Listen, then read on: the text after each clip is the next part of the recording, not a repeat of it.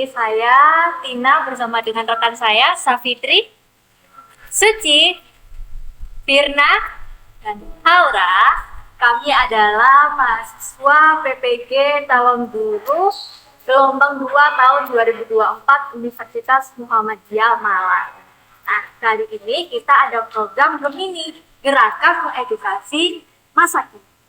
Kita akan membahas hal yang hangat sekaligus topik yang menarik.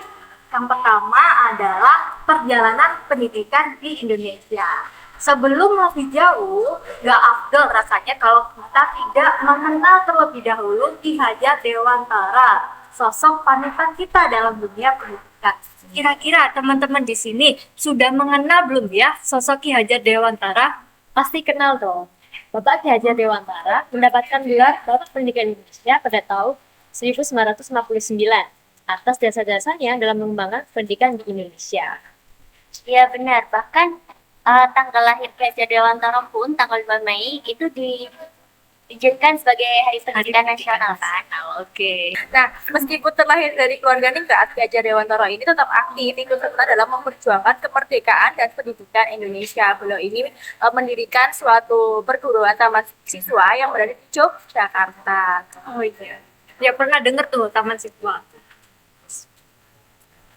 Tepatnya di tahun 1922, Ki Hajar Dewantara mendirikan Taman Siswa. Nah, Taman Siswa fokusnya pada saat itu adalah pendidikan nasional dan nilai-nilai kebudayaan Indonesia. Jadi nggak hanya tempat belajar mengajar saja, di sana terdapat semangat anti kolonial serta keselarasan antara budaya Eropa dan Jawa. Taman Siswa menjadi tempat pendidikan nomor 1 yang mengajarkan siswa dengan kreativitas dan demokratis. Keren ya. Bahkan sampai itu ada trilogi yang nancep banget di benak pendidikan Indonesia, yaitu prinsip Ing Ngarso Sungtulodo, Ing Madya Mangun Karso, Tutiri Handayani. Siapa nih yang tahu artinya nih? Baik. Artinya pemimpin harus memberi contoh, dan yang di tengah harus juga memberi dorongan kreativitas, Di belakang memberi dukungan dan dorongan. Guys, kita sudah mengenal baik ya ternyata sosok Ki Hajar Dewantara. Ki Hajar Dewantara ini memperjuangkan pendidikan yang inklusif. Artinya pendidikan itu adalah hak seluruh anak di Indonesia. Tidak memandang latar belakangnya, status sosial, atau kemampuannya. Semua berhak mendapatkan pendidikan yang berkualitas. Nah, pemikiran dan filosofi Ki Hajar Dewantara ini menjadi dasar dari pendidikan di Indonesia sampai saat ini. Meskipun seringkali kita mengalami pergantian kurikulum, namun kiblatnya itu tetap sama loh. Kalau sekarang ini kurikulum yang berlaku itu kurikulum Merdeka. Mendengar kata merdeka, sebetulnya pendidikan di Indonesia itu apa dikatakan sudah benar-benar merdeka? Kita beralih ke pembahasan yang berikutnya tentang kondisi pendidikan yang ada di Indonesia. Masing-masing dari kita pastinya sudah pernah mengalami masa-masa ketika jadi siswa. Begitu pula ketika kita sudah lulus kuliah, kita juga punya kesempatan untuk mengajar peserta didik. Kira-kira apa sih praktik yang membelenggu kemerdekaan peserta didik untuk meraih kemerdekaan dalam pembelajaran? kalau kita bandingkan nih ya, konsep merdeka belajar yang diterapkan di Indonesia sekarang itu punya gagasan untuk memberikan keleluasaan kepada peserta didiknya, gurunya, bahkan sekolahnya sebagai instansi penyelenggara pendidikan yang bisa menciptakan pembelajaran sesuai kebutuhannya. Nah, sedangkan kalau kita lihat pendidikan sebelum kemerdekaan, itu cenderung mencerminkan kontrol pendidikan yang lebih besar kepada pemerintah kolonial. Nah, kalau dengan konsep seperti itu, seharusnya sudah bisa dikatakan merdeka dong. Ya juga, tapi dalam prakteknya terjadi ketidakmerataan loh dalam implementasi merdeka belajar. Metode pengajaran yang sekarang tuh cenderung masih pasif, yaitu seperti ceramah dan juga pembelajaran yang berbasis pada guru. Hal ini tentunya menghambat peran aktif, pemikiran aktif siswa dan juga pemikiran kritis bagi peserta didik. Nah, selain itu, pada prakteknya juga masih banyak orang tua yang memaksakan kehendak mereka kepada anak-anaknya dengan dalih bahwa kehendak mereka itu adalah yang terbaik untuk anak-anak mereka. Persoalan pendidikan yang membelenggu Indonesia tidak hanya dari penataan kurikulum, profesionalitas guru, juga output lembaga, tetapi dari faktor eksternal. Contohnya nih, rakyat miskin tidak mampu membayar sekolahnya, kemudian perilaku menyimpang, juga pendidikan oriented, serta pusaran arus globalisasi yang sekarang ini kita hadapi. Bener banget, Rek. Problematika pendidikan yang kita hadapi saat ini adalah, benarkah pendidikan itu sudah bisa diakses oleh seluruh anak di negeri ini secara merata dengan harga yang sangat terjangkau? Apakah pemerintah itu betul-betul sudah menjalankan kebijakannya sesuai dengan Undang-Undang Dasar 1945? Karena pada realitasnya itu yang kita hadapi saat ini, pendidikan itu sangat mahal. Dan pendidikan bukan lagi hal yang murah yang bisa dibeli dengan harga rupiah yang murah juga. Bisa dikatakan pendidikan Indonesia itu aksesnya tuh masih sulit. Contohnya aja tuh di kabupaten aku ya, di Kabupaten Jombang itu ada satu sekolah yang benar-benar terpencil lah dikatakan, karena tempatnya tuh di dalam hutan. Akses untuk ke sana aja itu sulit, mobil nggak bisa. Biasanya pakai ya jalan kaki dan sepeda motor. Bahkan kalau hujan itu sepeda motor nggak bisa, harus benar-benar jalan karena berlumpur. Jadi waktu anak-anak musim hujan itu kebanyakan nggak masuk sekolah, kecuali kalau dijemput gurunya. Sedangkan gurunya juga terbatas hanya beberapa orang. Jadi bisa dikatakan akses pendidikan di Indonesia, meskipun di Pulau Jawa itu juga ada yang kurang. Teman-teman ada cerita lain nggak selain akses tempatnya, mungkin yang lain? Aku juga ada nih. Jadi waktu itu saya pernah mengajar di Kalimantan, dan itu memang sebuah sekolah yang ada di dalam perkebunan sawit. Dan itu memang kondisinya kalau dibandingkan dengan keadaan yang di kota saat ini tuh betul-betul sangat jauh berbeda. Waktu itu dari Balikpapan, dari bandara pun itu ke kotanya itu saya harus menempuh waktu 11 jam, kemudian masuk lagi ke dalam kebunnya itu sekitar 2-3 jam. Dan di dalamnya itu hal yang benar-benar saya shock itu adalah betul-betul nggak ada sinyal sama sekali, nggak ada sinyal internet, wifi dan lain sebagainya. Dan itu memang komunikasi digital betul-betul terputus. Adapun itu ada di beberapa titik saja, dan itu hanya diakses untuk beberapa orang saja. Nah, berbicara tentang kondisi yang seperti itu, kondisi sekolahnya itu ya mohon maaf ada yang bangunannya itu beton, ada juga yang dari seadanya, dari kayu dan lain sebagainya. Dan itu memang fasilitasnya sangat amat kurang. Nah, itu tercermin juga dengan kualitas pendidikan yang ada di sana, di mana pendidikan di kota menggembur-gemburkan pendidikan digital, pembelajaran digital dan lain sebagainya, di sana tidak bisa mengikuti. Nah, itu saya betul-betul merasakan ketidakmerataan pendidikan yang ada di Indonesia. Karena apalagi ketika itu ada AKM ya yang berbasis digital itu kan. Ketika itu peserta didik saya itu kami harus dihimpun semuanya menggunakan bis, dan kita harus mengungsi ke sekolah yang ada di luar kebun agar bisa mengikuti AKM itu. Kira-kira pemerintah mikirin sampai ke situ nggak ya? Kalau ada loh daerah-daerah yang sangat sulit aksesnya untuk mengikuti pembelajaran digital, apalagi mengikuti sistem-sistem yang serba digital. Kayak keinginan itu nggak sejalan dengan apa yang ada, nggak sih? Betul banget tuh. Keinginannya kayak tinggi tapi fasilitasnya tuh ternyata masih sangat minim, nggak dukung banget. Ekspektasinya tuh Ketinggian, Tidak diimbangi. Harusnya pemerintah survei dulu sih sebelum ngasih kebijakan yang diterapkan di semua sekolah. Karena kembali lagi pendidikan tuh harus merata, bukan hanya untuk orang-orang yang di kota saja, yang di desa ketinggalan, tapi semuanya tuh harus bisa mengakses pendidikan yang berkualitas itu. Ya, Benar. baru juga kemarin aku lihat story di temanku.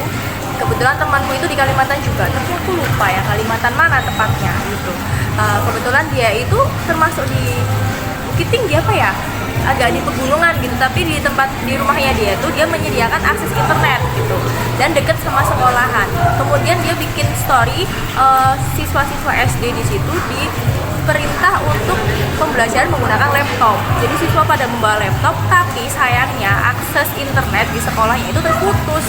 Ya, jadi mereka siswa-siswa itu mengharuskan fungsi seperti yang Mbak Tina tadi ceritakan, fungsi ke teras teman saya. Kalau dilihat-lihat miris juga ya. Iya, bener.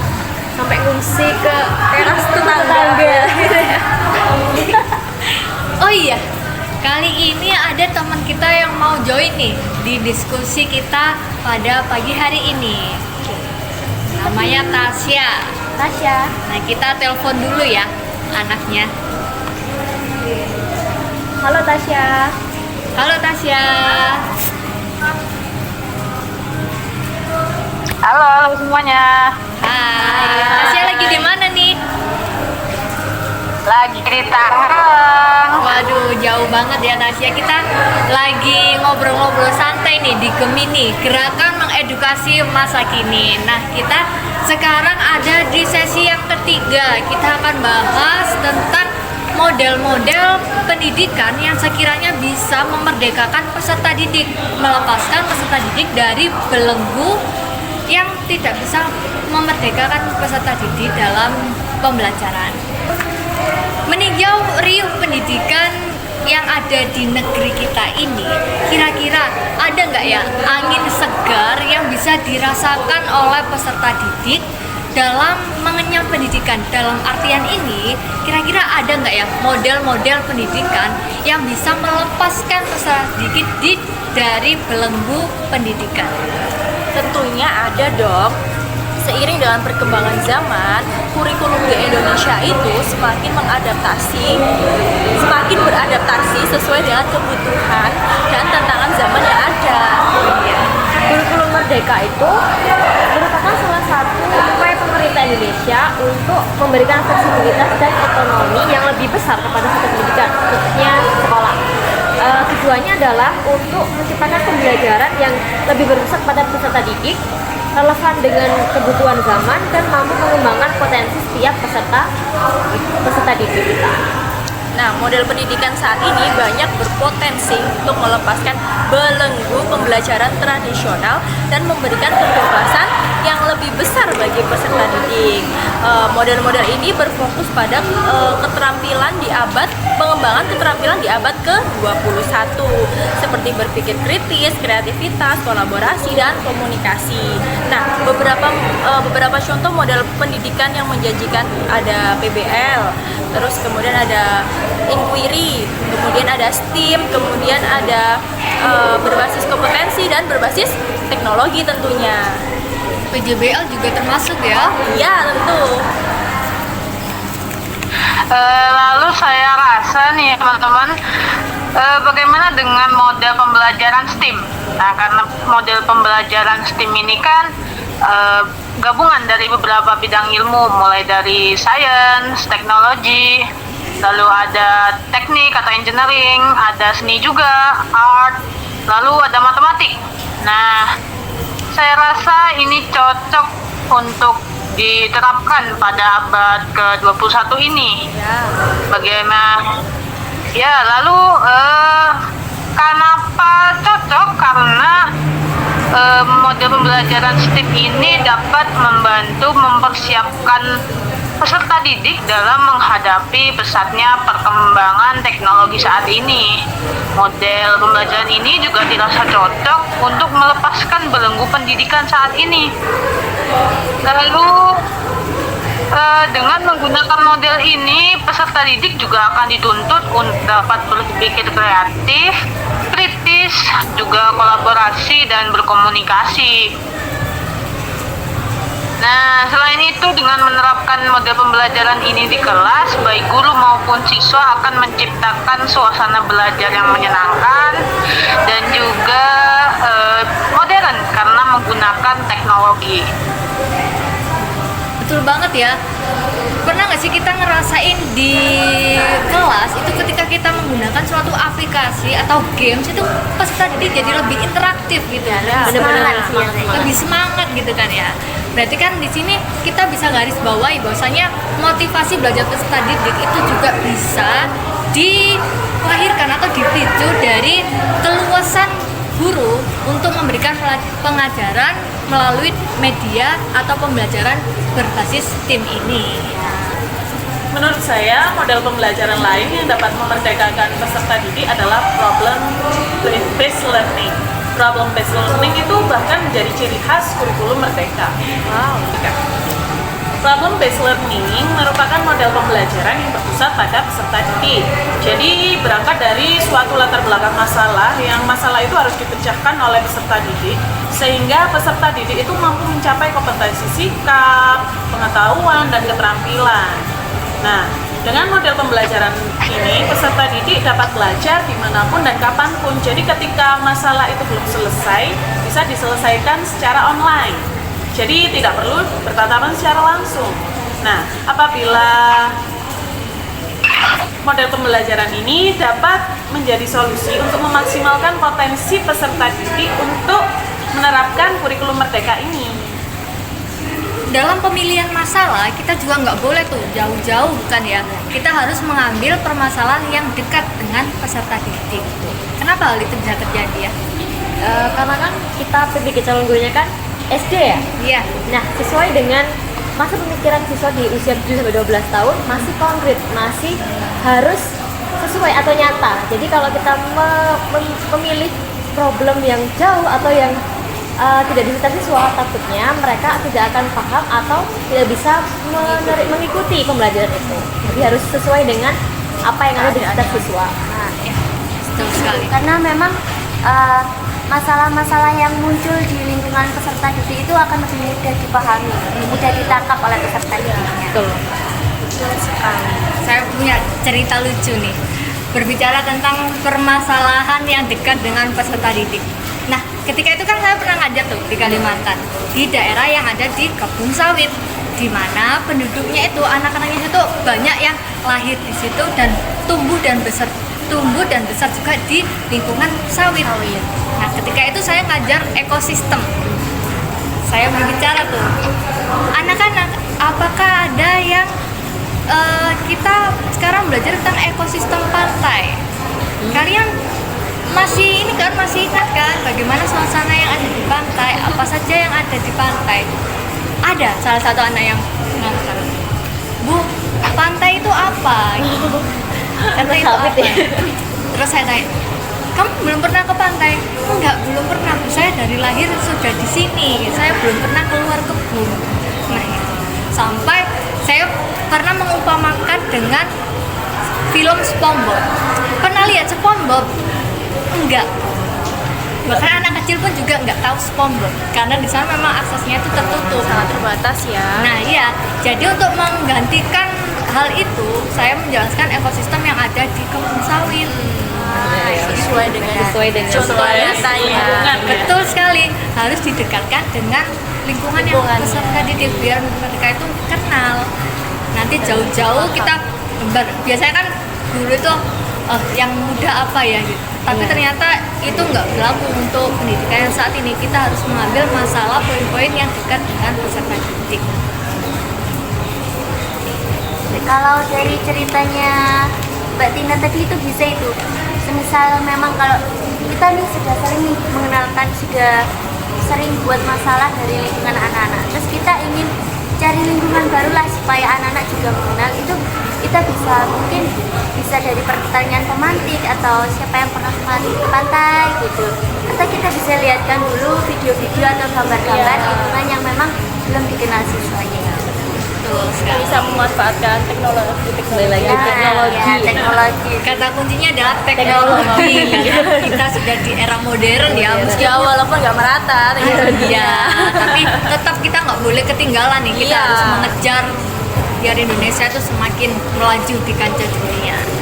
Amin. Oke. Berarti perlu digarisbawahi ya, bahwa pendidikan di Indonesia itu masih belum bisa terlepas dari belenggu-belenggu yang tadi itu, tantangan-tantangan yang tadi.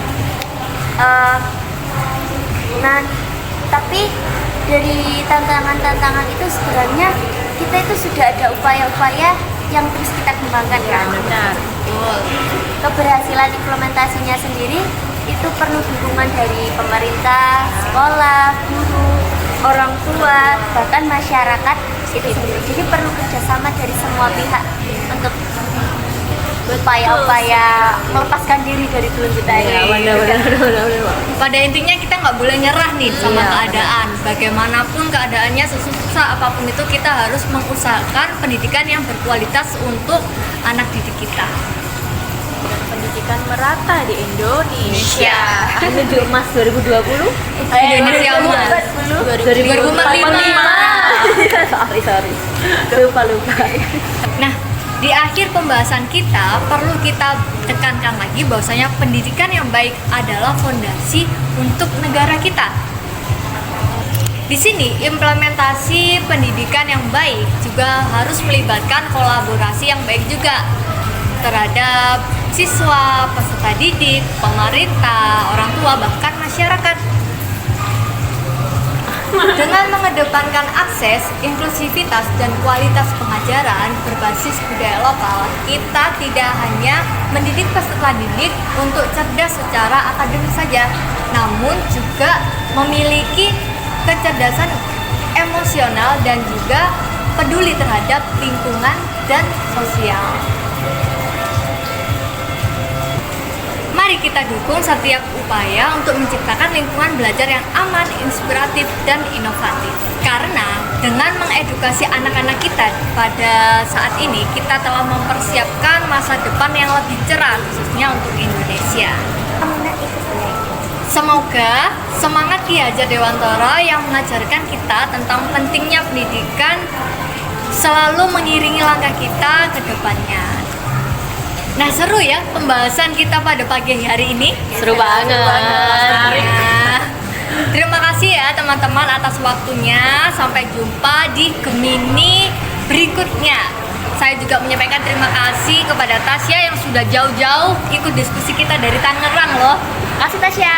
Makasih Tasya. Dadah. Kasih semuanya. Ya, semangat untuk kita semua untuk bisa berkontribusi memberikan yang terbaik untuk pendidikan di Indonesia ini.